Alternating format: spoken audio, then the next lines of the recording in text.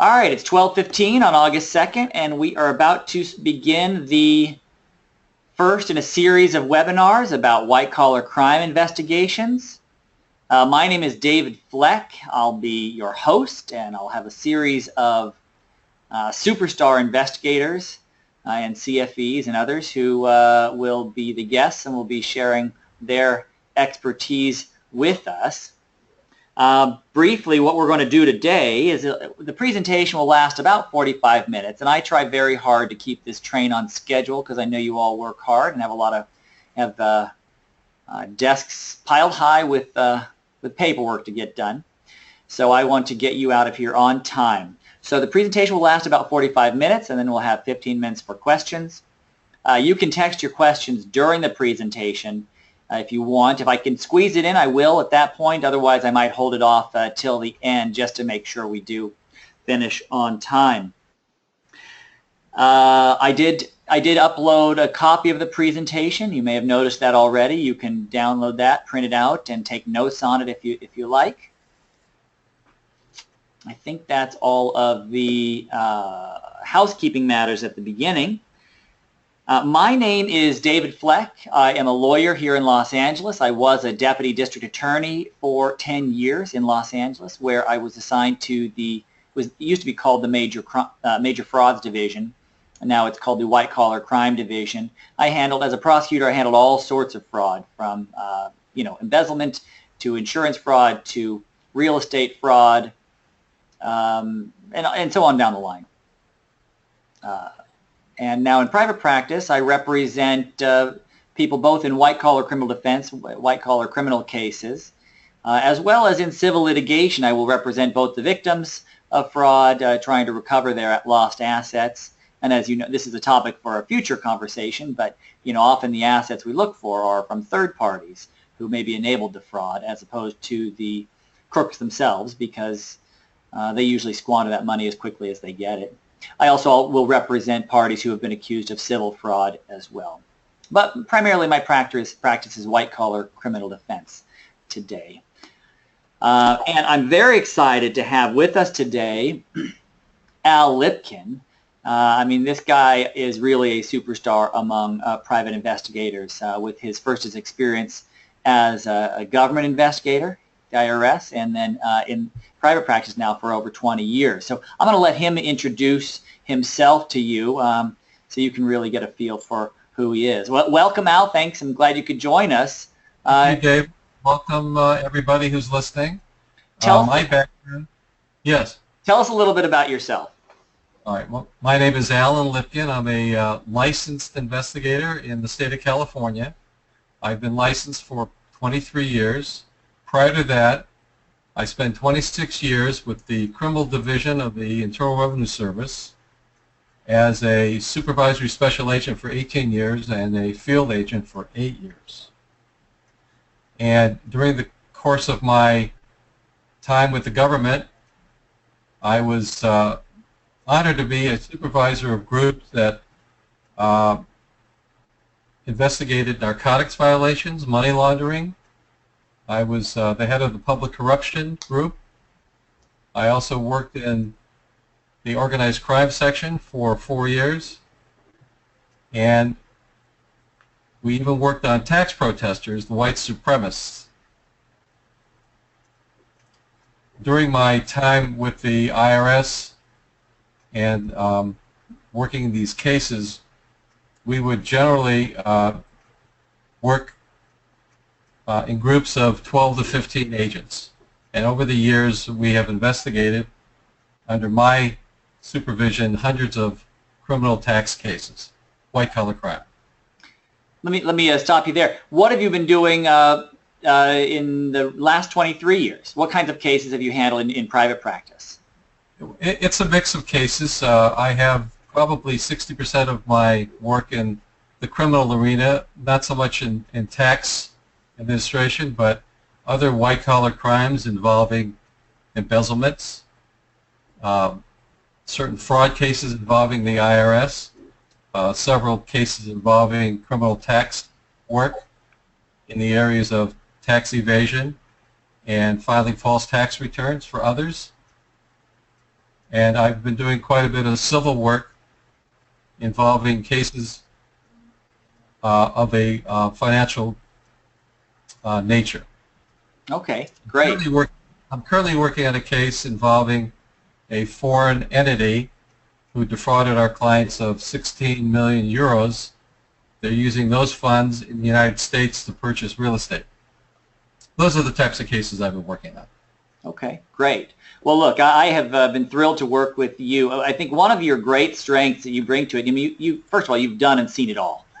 There's probably not a scheme out there that you haven't seen before, but you also know so many people. You know the right people to bring into to the team for any matter, and so I appreciate that from you. I will tell you, folks. All of this does come at an expense. He's probably one of the most valuable private investigators out there. We'll put it Be careful, then. So, okay, great. We're going to jump right now into the topic of today, which is 26 USC 7206 sub 2. Just in a thumbnail, Al, what is that section and how does the government use it?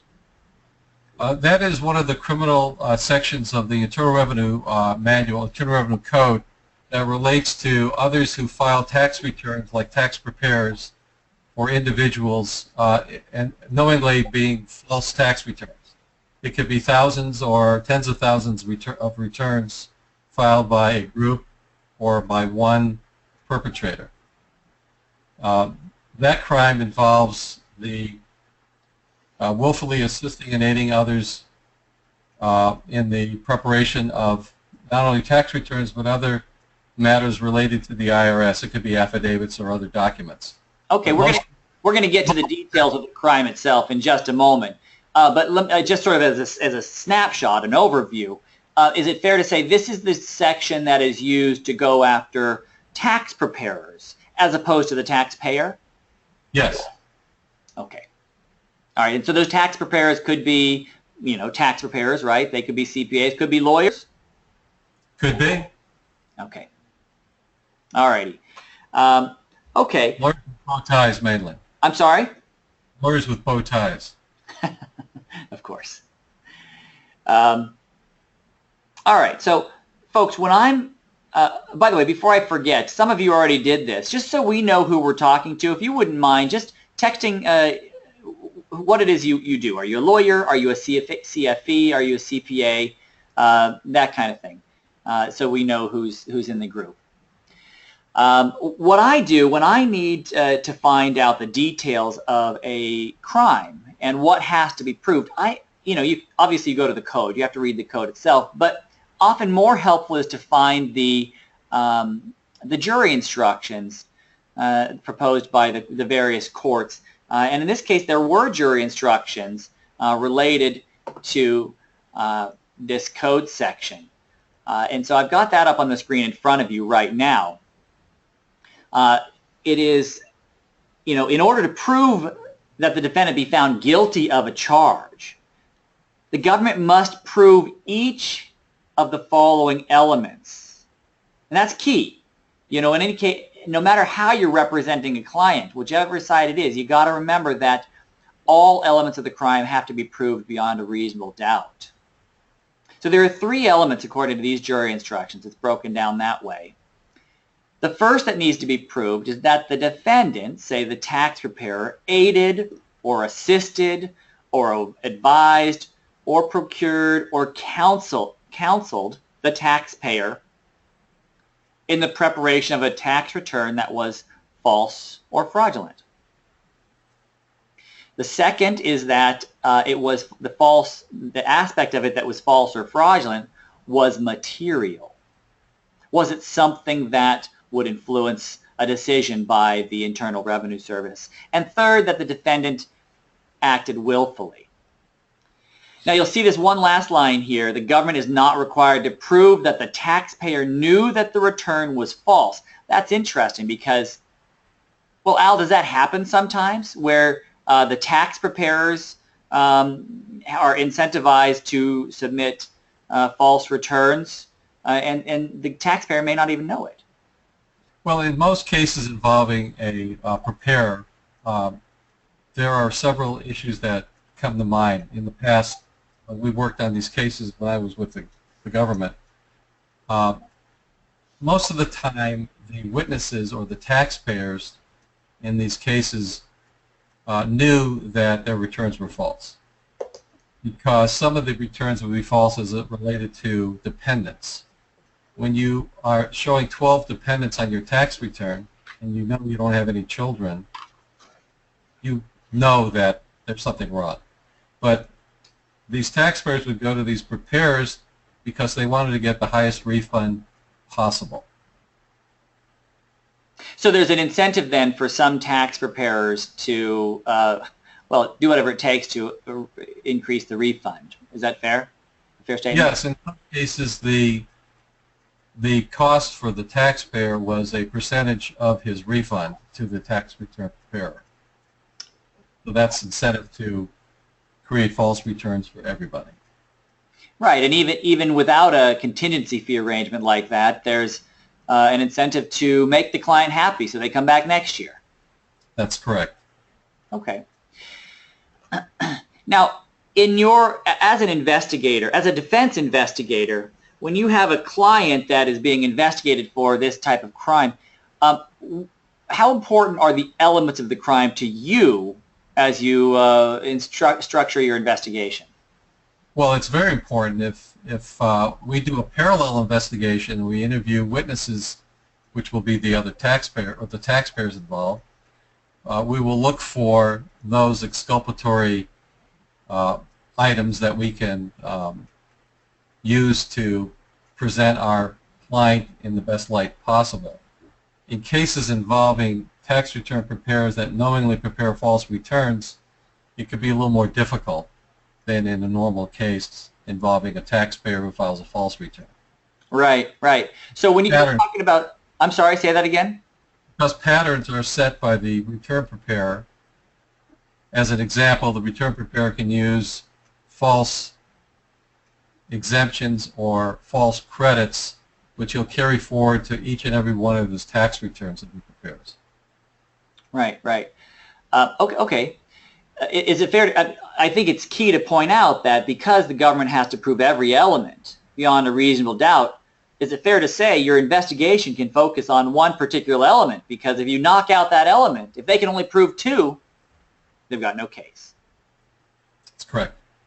Is the willfulness element, is that often what you're looking for to prove that the tax preparer wasn't acting willfully? Well, it's certainly a key element, but remember, in a tax return preparer case, the government has hundreds, if not thousands, of potential witnesses. They're going to cherry pick the ones they want to show willfulness, to show those overt acts that were perpetrated by the preparer, to show that beyond a reasonable doubt he willfully prepared these returns in a false manner. So what do you do about that? How do you respond to that as the investigator? Well, you know, like I say, you do your investigation, you parallel the government's case, and you find those witnesses that either contradict the government's witnesses, or you determine that the government's going to prove their case beyond a reasonable doubt, and you have to talk to your client and get him prepared for a trial. Okay. It sounds to me, you've mentioned this a couple of times, your job is often to just go out and shake the bushes and interview a lot of people. Is that true? That's correct. Why? Well, you're looking for those witnesses that will help your case. Or you're looking for those witnesses that will tell you those things that you need to report back to the lawyer and the client to properly defend your client. And that defense may include cooperation. Okay, we'll circle back to that shortly. Alrighty. Let's see here.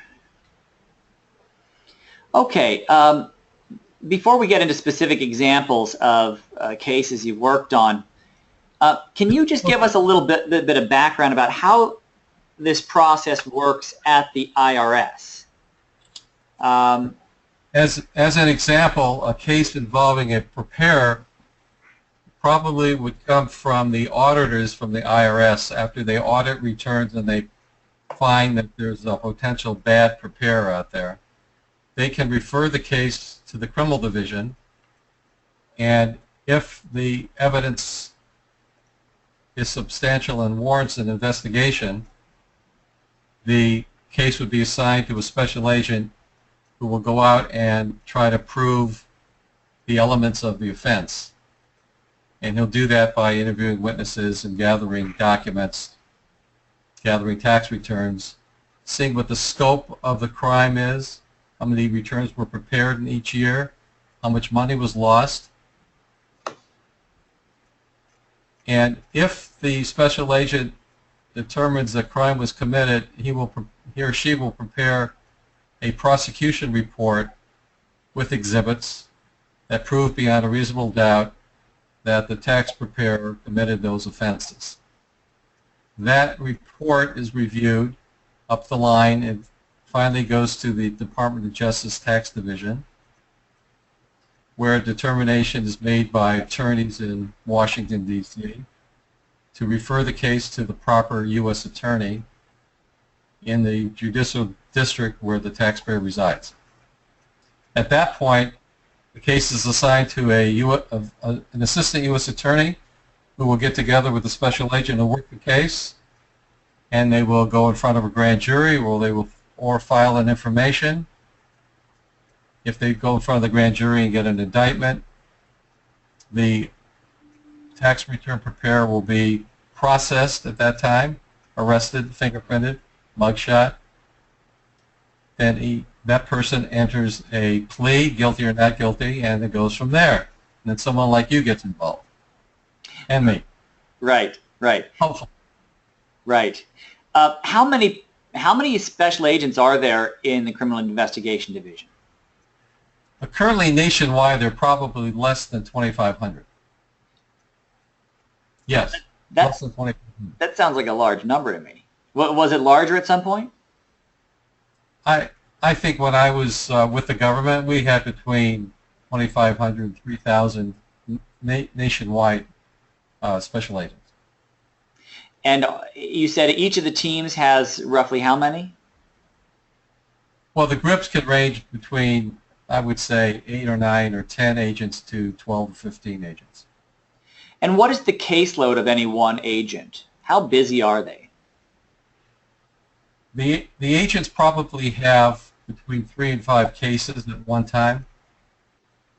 Some of them are preliminary investigations, and others are what they call full-scale investigations that are well along. And if they get a case and they feel they can't prove the elements of the offense, they will write a discontinued report and move on to another case. So they can have several cases at one time. I'm sorry, who makes the decision to allow a case to be discontinued? Well, the first line supervisor would be that person. Okay. All right. And what, on it from an investigative or defense perspective, is there anything we can do to influence that decision to discontinue a case? As a defense attorney? Yeah. And an investigator? Yeah. Yes, there is. If you can develop exculpatory evidence that will put a question mark in the minds of the U.S. attorney and the investigating special agent, that is one way to make the process stop before there's an indictment or have a good result for your client.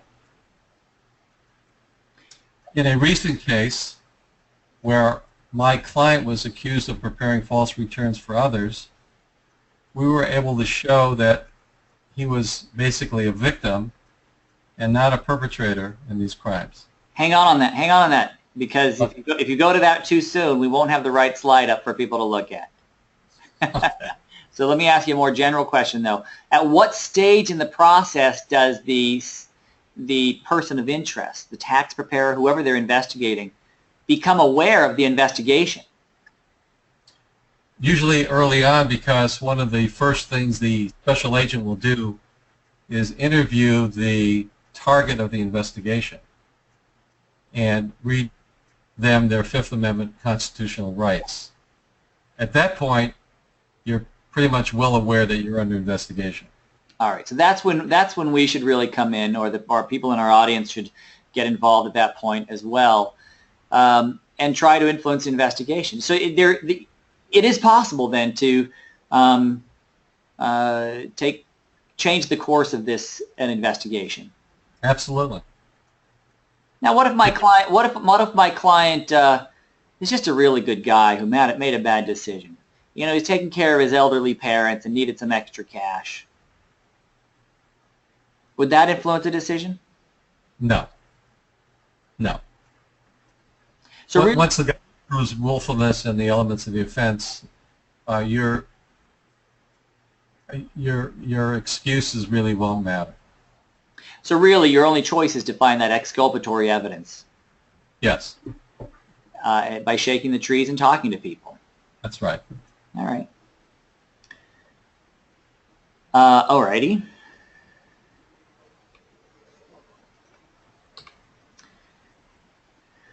All right. So let's talk about that case you were just about to mention. You said you were able to prove that your client was actually a victim? Well, in the case that I just mentioned, the client was not in the business of preparing tax returns.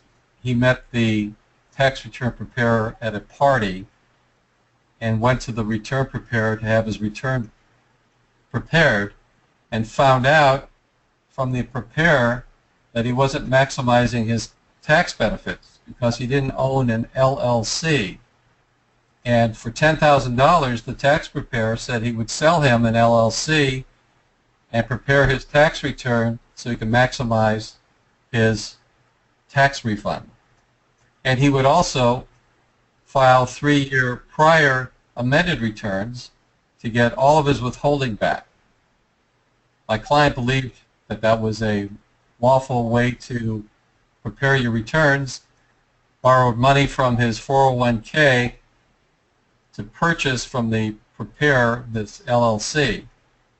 The next year when he came back to have his return prepared, the tax preparer talked him into assisting him in preparing tax returns. At that point, the tax return preparer was able to use my client as a dupe to but to write numbers down on tax returns that he was given by the preparer and sign those returns as if he prepared them. All of the returns, of course, were false, so they all claimed false LLCs. The IRS picked up on it quickly and placed both the preparer and my client under investigation. We were able to prove through witnesses, through other taxpayers, that they, in fact, all of them purchased for $10,000 an LLC to, quote, maximize their tax benefits. That, along with a document the tax return preparer had my client sign showing that this idea was his and my client couldn't steal the idea, was it enough exculpatory evidence to have the U.S. Attorney think twice before indicting my client. Okay, before you got involved, though, I think the IRS probably had a very different idea of this story. What did they see? Tell us the story from the IRS's perspective before you got involved. Well, the special agents who investigated the case attempted to interview my client, and he refused to be interviewed. So they didn't know what his, quote, story was. So what did they know? That's what I'm asking. What did they know? What was the story that they understood? They had false tax returns signed by my client and the return preparer for a 2-year period. How many returns did they have? There were probably 1,500 tax returns or more. So then, how did you get involved? How did you get involved? I was retained by an attorney representing the client. And I met with the client, and we agreed on how the case should be investigated. Okay, and how was that? What was the first thing you did in this investigation? First thing, asked for my retainer. Okay, that's not the after that.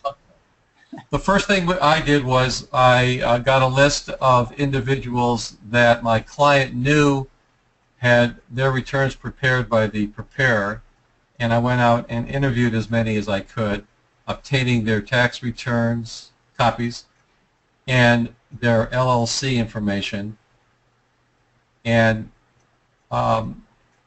determined that their stories were the same as my client's story as far as the preparation of their tax returns. Also, we did a background on the tax return preparer and found out that the tax return preparer went to the state of Wyoming and purchased 72 LLCs. Those LLCs that were under the preparer's name were the same LLCs that were sold to his customers, his taxpayers. Did your client benefit in any way from this scheme? Well, financially, he benefited by receiving his full withholding refund. I did not calculate the amount of money he received, as it related to the amount of money he spent to get these refunds. But yes, he did benefit financially. All right. But in a tax return preparer case, every return prepared by that preparer is going to be audited by the IRS, will be adjusted, penalties will be assessed, and each and every one of the taxpayers who benefited will find themselves paying back to the IRS everything they would have owed plus penalties.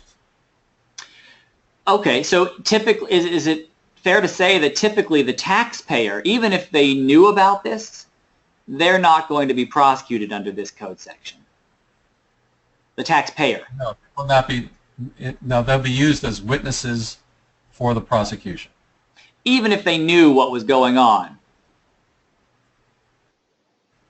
It depends on the facts of the case. So there could be cases where, as in my client's example, he was included in the prosecution, but nobody else was. It'd be hard to prove that most of these people didn't know that the LLC was something that they lawfully could put on their tax returns. Right. There are cases, though, that taxpayers know they don't have 12 children, but their tax returns show that. They could be told that's one way to maximize your tax benefits. So that leads me to my next question. What are some of the other false facts, falsehoods that would be investigated? False facts on a tax return that would be investigated under this section? It could be a multitude of issues, anything to the imagination of the false tax return preparer. It could be exemptions, it could be tax credits, it could be fake LLCs, like we mentioned earlier.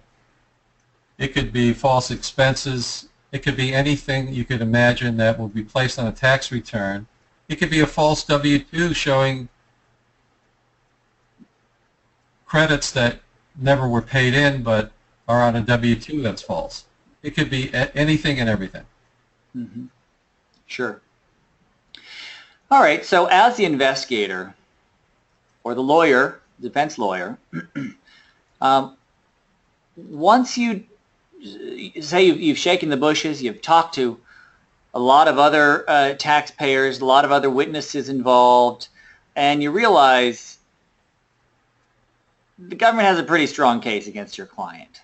So getting them to drop the case with exculpatory evidence may not be an option. Are there any other choices here? Any other options for the client? Yes, in a case like a false tax return preparer, you're going to have, each tax return is one count. So you could have 1,000 counts against this tax return preparer, and each count is worth 3 years in prison. So the government will normally take a reasonable amount, maybe 15 or 20 tax returns, or more tax returns with 15 or 20 taxpayers who are willing to be witnesses, and use that against the tax return preparer in a prosecution. So if an attorney comes in with the preparer and tries to make a deal with the government, those counts can be greatly reduced, especially if there's no prior conviction and there's no criminal background of your client. All federal crimes the sentencing is based upon a point system. You add or subtract points based upon your cooperation or lack of cooperation. So to get the points down to the lowest level is your job at that time. So, okay, so tell me about that. You mentioned cooperation. What is it? When is it used? Why is it used? Well, after the indictment, you have an opportunity to get together with the U.S. Attorney's Office to discuss the case, and at that time, offers can be made and cooperation can be obtained by having your client plead guilty to a specified number of counts. At that time, your client will be advised that the government will be seeking criminal time or maybe home detention time or some type of probation, depending on the facts of the case. So why would you bring, I mean, as a defense attorney, why would I bring my client in to talk with the government? It's a scary thing to do. Well, you don't have to. You can go to trial and take your chances at that time. Yeah, yeah. And have you, well, you've been on both sides of it now. Have you found that cooperation is can be an effective strategy when the government seems to have a lot of evidence? I have found that to be a very effective method in some of the cases that I have been involved with as it relates to tax crimes. I've had clients who cooperated and pled guilty and received no time in prison. Home detention for 6 months is an example. I've had other clients spend 12 months in jail. However, if they went to trial and lost, they would probably get 3 to 5 years in jail. Okay. All right. Yeah, you know, the whole idea of cooperation was very unusual to me when I left the DA's office because it's unheard of at the state level. But I too have found it can be very effective in the right cases and can, especially if there are multiple defendants and your client is the first one in, they're going to get a lot of benefit for helping out the prosecution. Is that true? That's correct. Yeah. So. That's correct. I recently had a client who was part of a conspiracy.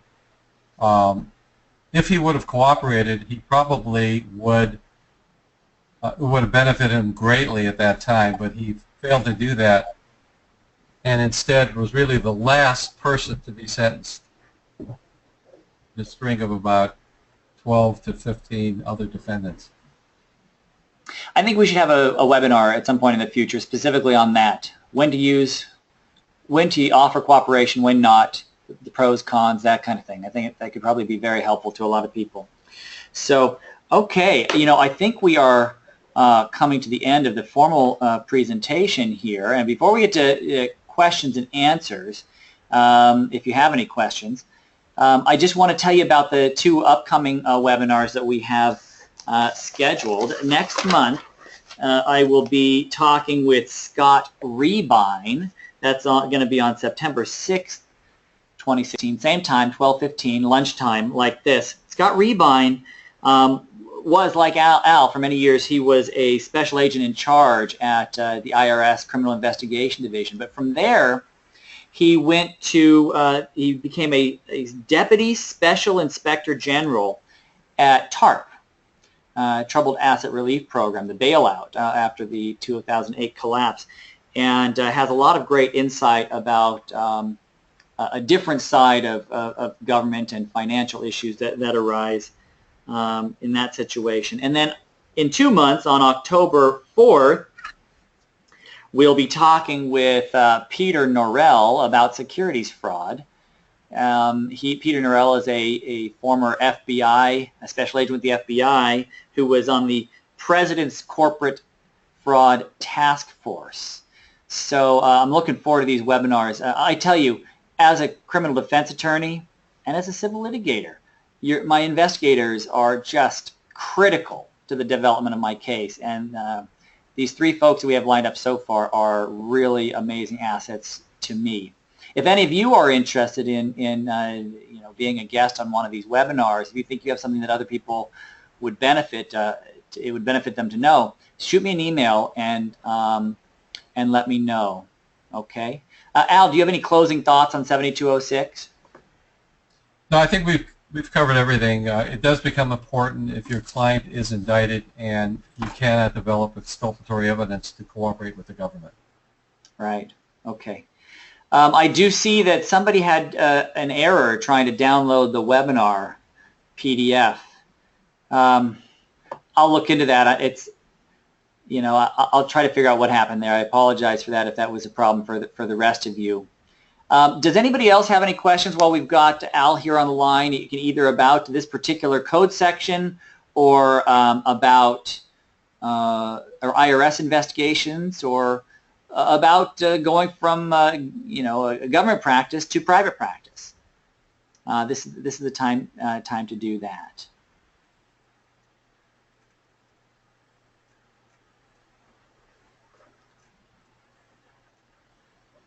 Let's see. I hear crickets, Al.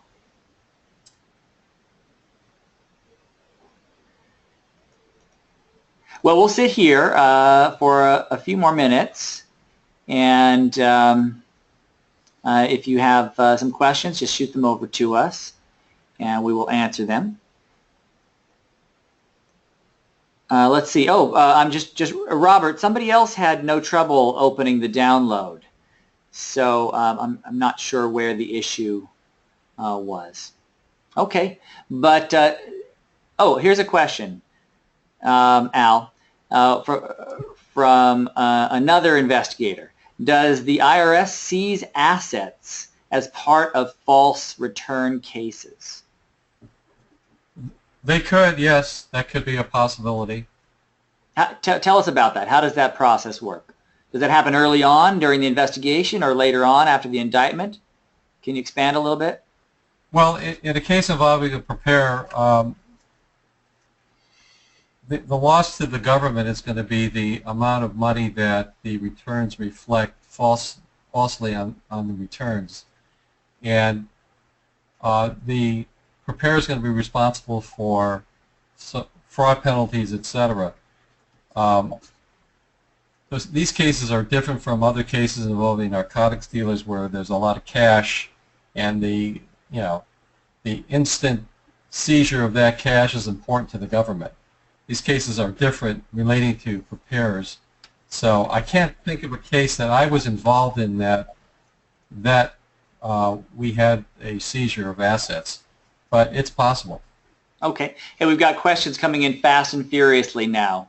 How long does the average case take? I guess from when a special agent receives it until they present it to the prosecutor, how long does that process last? It could be 1.5 to 2 years. Oh, quite a while then. Long, yes. Okay, and then once the case gets to the prosecutor, how long until they seek an indictment? Do they take a while to review it? Well, it's already been reviewed at different levels. They do review it. They do get together with the agent, and it doesn't take long at all from the time the U.S. attorney in that judicial district is assigned the case to get an indictment. And then once there's a prosecution, how long do prosecutions really typically last, or is there a range? Well, there's always a delay, and if you want to go to trial, there's going to be a longer delay. Of course, there's speedy trial decisions to be made, but Depends on the defense attorney also. They could delay it, and I know some lawyers in the non-federal arena that like to delay for years. Yeah. You know what I'm talking about? I do. Sure. Yeah. Well, I'll tell you this much, from a defense attorney's perspective, delay is usually a benefit for all sorts of reasons. Delay benefits the criminal defendant. Here's another question.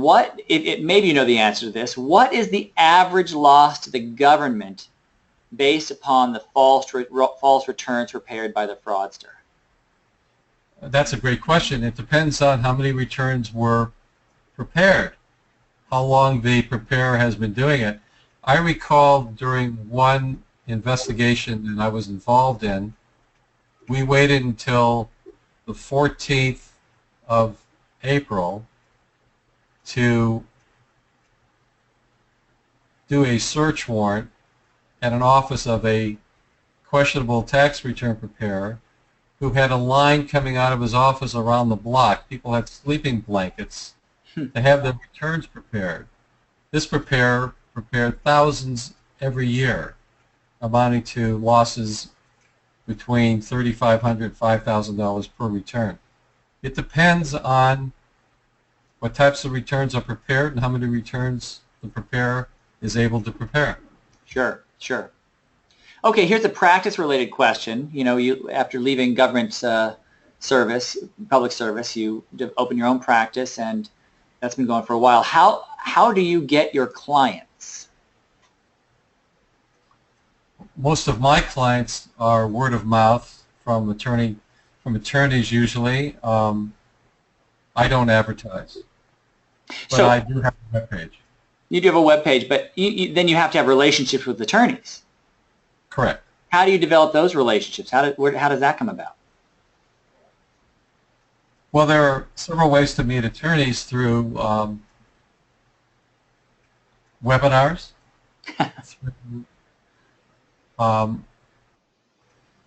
There was one case I worked on where my client wasn't happy with his lawyer, and he would shop lawyers, and he would take me with him, and I met dozens of lawyers who, after my case was over with my client, called me for several of the cases.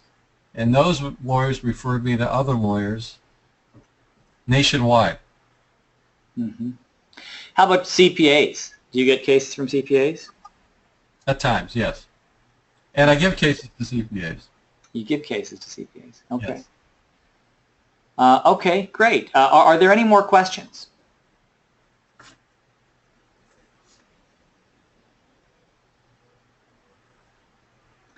If not, well, it's almost 1 o'clock.